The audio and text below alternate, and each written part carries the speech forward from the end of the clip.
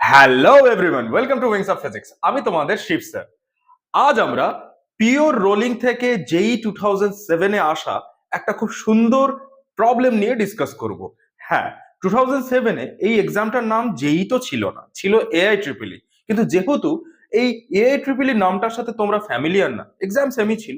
ওকে, all ইন্ডিয়ার যেটা আমাদের ইঞ্জিনিয়ারিং এন্ট্রান্স টেস্ট ছিল সেটার নাম তখন এআই ট্রিপল ই ছিল, যেটার নাম এখন হয়েছে জেই মেন্স।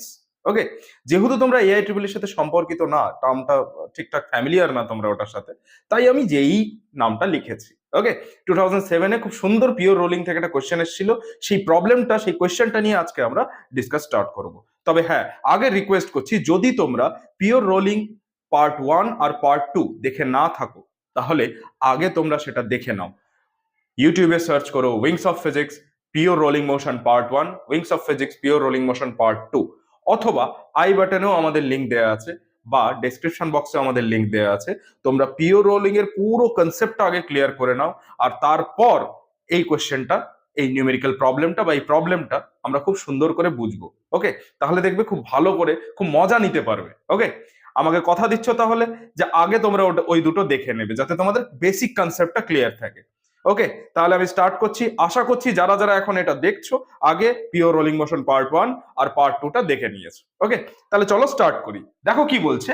বলছে uniform round body of radius R. প্রতিটা শব্দকে খুব ভালো করে বুঝবে। ওকে, মনে রাখবে যে কোনো ফিজিক্সের প্রবলেমেই অ্যান্সারের পথ দেয়া থাকে। তোমার মাথা খাটাতে হবে না, মাথা শুধু একটা জিনিসই খাটাতে হবে, কোশ্চেনটা ভালো করে পড়তে হবে। কোশ্চেনই তোমাকে বলে দেবে কোন ওয়েতে তোমাকে যেতে হবে।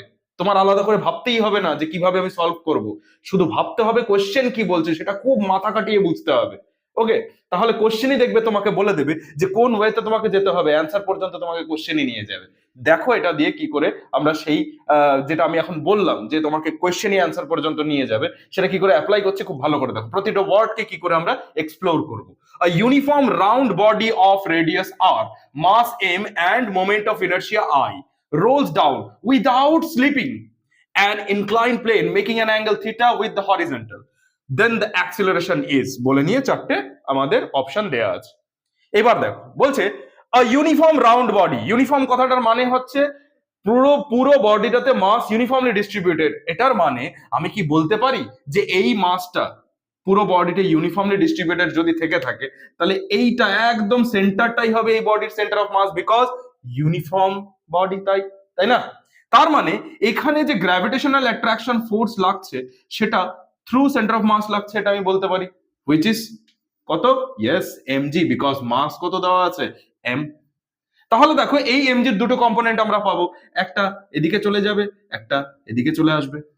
এদিকের কম্পোনেন্টটা কত হবে? Yes, mg sine theta. এটা কত হবে? Mg cos theta.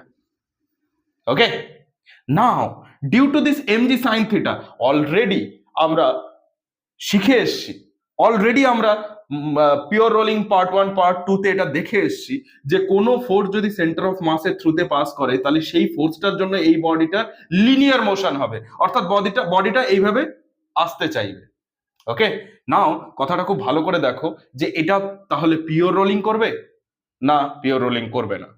কন্ডিশন কোশ্চেনেই বলে দিয়েছে, without sleeping. Rolling down without sleeping কথাটার মানে কি? মানে পিওর রোলিং হচ্ছে। উইদাউট স্লিপিং কথাটার মানে পিওর রোলিং মানে স্যার, মানে এই যে ইনক্লাইন প্লেনটা, এর রেসপেক্টে এই পয়েন্ট অফ কন্টাক্টের রিলেটিভ ভেলোসিটি কত হতে হবে? জিরো হতে হবে। রিলেটিভ অ্যাক্সিলারেশন কত হতে হবে? জিরো হতে হবে। তাহলে চলো এবার তাহলে বুঝি ব্যাপারটাকে। যখন এইভাবে নামছে, তখন নিশ্চয়ই ডিউ টু দিস ফোর্স ওর এদিকে একটা অ্যাক্সিলারেশন আছে। Now with respect to this surface, এই পয়েন্টে মানে এই দেখো এই পয়েন্ট অফ কন্টাক্টটার এদিকের অ্যাক্সিলারেশন কত? ইয়েস, এই ফোর্সের জন্য কিছু একটা আসবে, কত আসবে পরে দেখছি। ওকে, কিন্তু যদি উইদাউট স্লিপিং হতে হয়, তাহলে with respect to this plane, incline plane, এই পয়েন্টের নেট অ্যাক্সিলারেশন কত হতে হবে? জিরো হতে হবে। নেট অ্যাক্সিলারেশন, নেট ভেলোসিটি দুটোই জিরো হতে হবে, তবেই তো পিওর রোলিং বলবো। তার মানে নিশ্চয়ই এদিকেও কিছু না কিছু অ্যাক্সিলারেশন বা কিছু না কিছু গল্প তো থাকতে হবে স্যার। এবার স্যার এটা কি গল্প সেটা একটু বুঝি। ফার্স্ট অফ অল স্যার, শুধুই কি এমজি সাইন থিটার জন্য এই বডিটার উপর ফোর্স, সরি, শুধুই কি এমজি সাইন থিটা এই বডিটার উপর অ্যাপ্লাই হচ্ছে, বা যে অ্যাক্সিলারেশনটা হবে যেটা লিনিয়ার অ্যাক্সিলারেশন বলছেন স্যার, সেটা শুধু কি এমজি সাইন থিটার জন্য হবে? বলছেন না। কেন না? কারণ এই ইনক্লাইন প্লেনটা রাফ না প্লেন, রাফ না স্মুথ, কিছু তো বলেনি। যদি স্মুথ হতো তাহলে কি হতো? স্মুথ হলে এইভাবেই পড়তো due to mg sine theta. কেন স্যার? কারণ স্মুথ না হলে ফ্রিকশন আসতো না, আর ফ্রিকশন না হলে এর রোলিং ক্রিয়েট হতো না, মানে সার্কুলার মোশন স্টার্ট হতো না, তখন সেটাকে রোলিং মোশনই বলতাম না। এখানে এই ছোট্ট একটা কথা বলছে, দেখো এক একটা ওয়ার্ড কিভাবে গুরুত্বপূর্ণ, ভালো করে দেখো। ছোট্ট একটা কথা বলেছে, রোলস, মানে রোলিং মোশন হচ্ছে, অর্থাৎ এটা সার্কুলার মোশনও থাকতে হবে, লিনিয়ার মোশনও থাকতে হবে, কিন্তু যদি ফ্রিকশন না থাকে এর রোলিং মোশন হবে না, কারণ এর সার্কুলার মোশন ক্রিয়েটই হবে না, কারণ এর উপরে কোনো টর্কই জেনারেট হবে না। কেন স্যার? চলো ফ্রিকশন থাকলে কি করে টর্ক জেনারেট হচ্ছে সেটা দেখে নি, তাহলেই বুঝে যাবে না থাকলে কি হতো।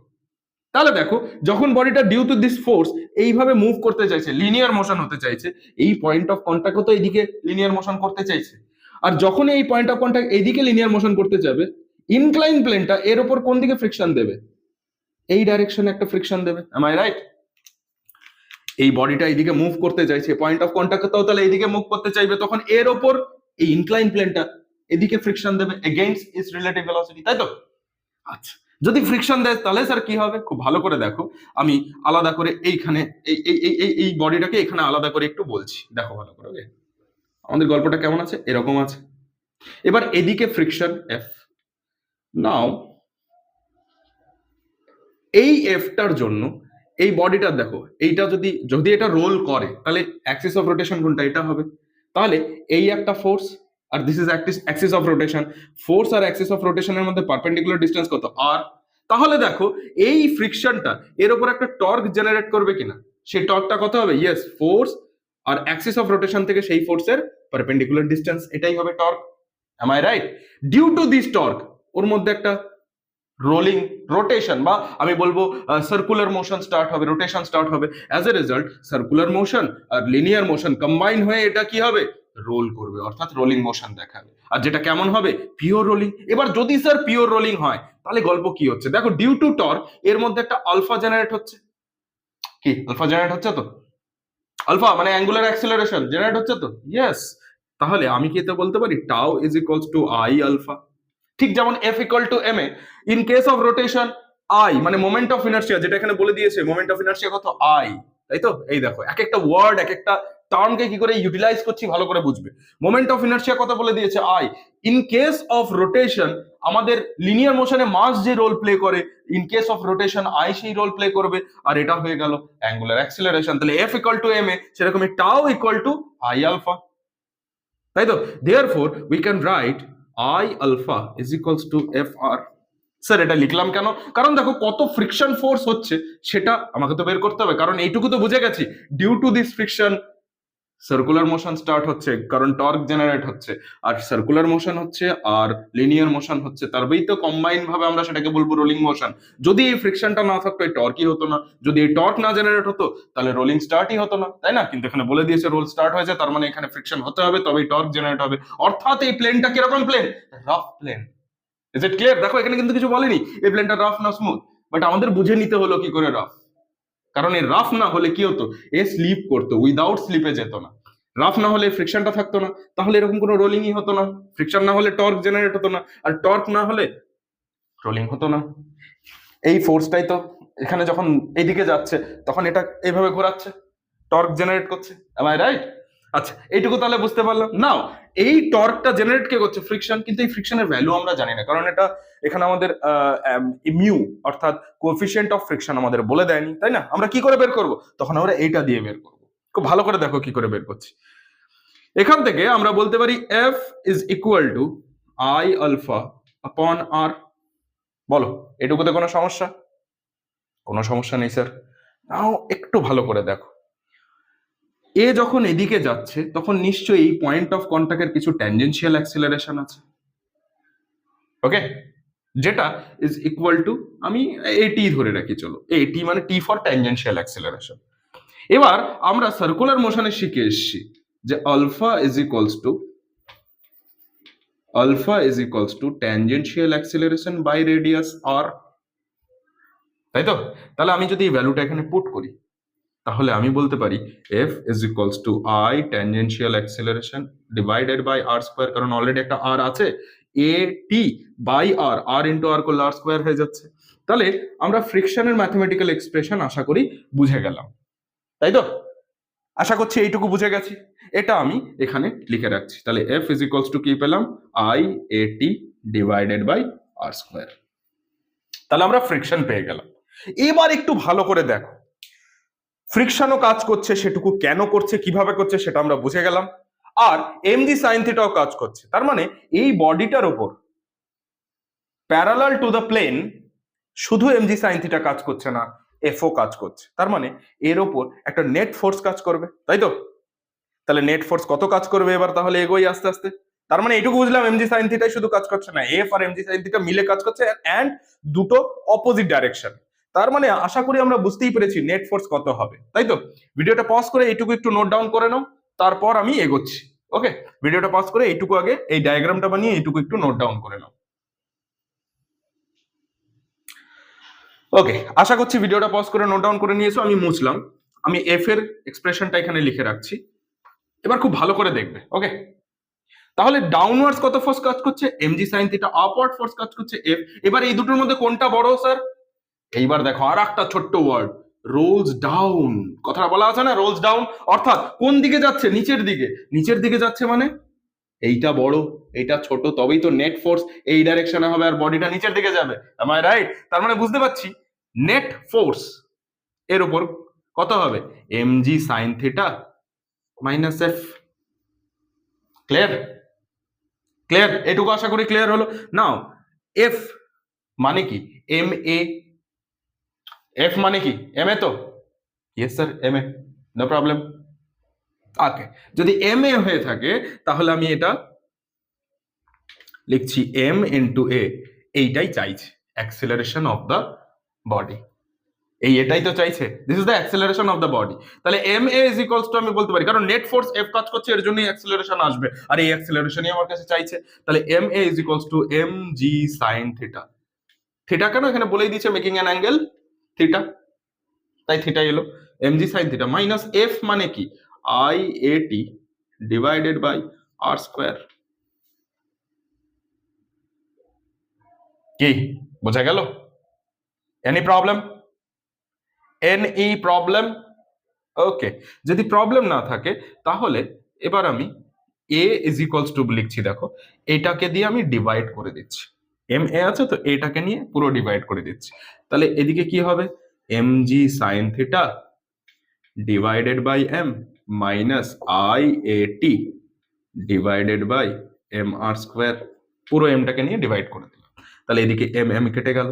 এবার একটা ভালো করে জিনিস দেখো, খুব ভালো জিনিস দেখো, একটা অসাধারণ জিনিস দেখবে। ওকে, যেহেতু বলছে উইদাউট স্লিপিং, যেহেতু বলছে উইদাউট স্লিপিং, ওকে, খুব ভালো করে দেখো, যেহেতু বলছে উইদাউট স্লিপিং, তাহলে net acceleration with respect to this plane, এই পয়েন্ট অফ কন্টাক্টের মানে এই পয়েন্ট অফ কন্টাক্টের কত থাকবে।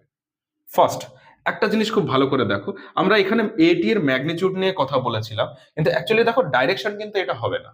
কেন হবে না স্যার? এখানে তো ম্যাগনিটিউড নিয়ে তখন বলেছিলাম, তাই আমি ডাইরেকশন নিয়ে বিশেষ কিছু বলিনি। এখন দেখো ডাইরেকশন নিয়ে বলছি, খুব ভালো করে দেখো ডাইরেকশনটা এটা হবে না কেন, কারণ রোলিং কিভাবে হচ্ছে, এইভাবে হচ্ছে। তাহলে ট্যানজেনশিয়াল অ্যাক্সিলারেশন এই পয়েন্টে কেমন হবে, এই ডাইরেকশনে। তাহলে ট্যানজেনশিয়াল অ্যাক্সিলারেশন হচ্ছে, আমি আপাতত এটা মুছছি, ট্যানজেনশিয়াল অ্যাক্সিলারেশন হচ্ছে এই ডাইরেকশনে। Now due to this net force a acceleration হচ্ছে কোন ডাইরেকশনে, এই ডাইরেকশনে। তাহলে এ অ্যাক্সিলারেশন হচ্ছে এই ডাইরেকশনে, তাই তো? আর এইটা হচ্ছে ইনক্লাইন প্লেন, ধরে নাও আমি একটু গ্যাপ রাখছি যাতে তোমরা বুঝতে পারো এই পয়েন্ট অফ কন্ট্যাক্টটা, এই ইনক্লাইন প্লেনের রেসপেক্টে অ্যাক্সিলারেশন কত হতে হবে, অ্যাজ এখানে বলা আছে উইদাউট স্লিপিং মানে পিওর রোলিং, অর্থাৎ নেট অ্যাক্সিলারেশন জিরো হতে হবে। কখন এটার রেসপেক্টে এই পয়েন্ট অফ কন্ট্যাক্টে নেট অ্যাক্সিলারেশন জিরো হবে, যখন এ ইজ ইকুয়ালস টু এটি হবে। ট্যানজেনশিয়াল অ্যাক্সিলারেশন এই নেট অ্যাক্সিলারেশন এই দুটো যখন সেম হয়ে যাবে, তখনই তো একমাত্র এই দুটোর নেট একটা একজন আরেকজনকে ক্যান্সেল আউট করে দেবে, তখন এর রেসপেক্টে এই পয়েন্ট অফ কন্ট্যাক্টের নেট অ্যাক্সিলারেশন জিরো হবে, আর তখনই বলবো উইদাউট স্লিপিং কথাটা। তাহলে আমি কি এই এটির জায়গায়, অ্যাজ এখানে লেখা আছে উইদাউট স্লিপিং, এটির জায়গায় আমি এ বসাতে পারি। যদি তাই বসাই তাহলে এ ইজ ইকুয়ালস টু থাকছে G sine theta minus I A by M R square. আশা করি এইটুকু বুঝতে পারছো। ক্লিয়ার? দেখো এখনো কিন্তু এর কমপ্লিট এক্সপ্রেশন আসেনি, তবে আমরা কাছাকাছি পৌঁছে গেছি। এই ডায়াগ্রামটা এঁকে এইটুকু আরেকবার একটু নোট ডাউন করে নাও, ভিডিওটা পাস করে এই ডায়াগ্রামটা আঁকো, এঁকে নিয়ে এইটুকু একটু নোট ডাউন করে নাও। ওকে, আশা করি নোট ডাউন করে নিয়েছো। এবার আমি এটাকে আস্তে আস্তে এগিয়ে নিয়ে যাই, আমরা অ্যান্সার পর্যন্ত কি করে পৌঁছে যাব দেখো। বোঝা গেল তাহলে? দেখো এক একটা ওয়ার্ড, এক একটা শব্দকে আমরা কি করে ইউটিলাইজ করলাম, সেটাকে এক্সপ্লোর করলাম, তারপরে দেখো অটোমেটিক্যালি এখন অ্যান্সার পর্যন্ত পৌঁছে যাচ্ছি। কি করে যাচ্ছি?